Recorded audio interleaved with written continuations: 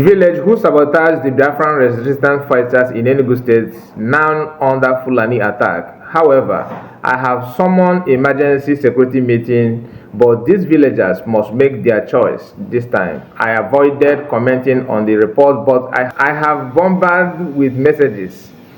The villagers have seen the price of sabotaging Biafran forces.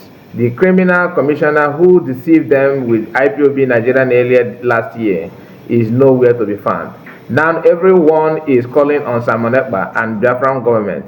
I am once again promised that we will deploy Biafran forces to the affected villages after security meeting today.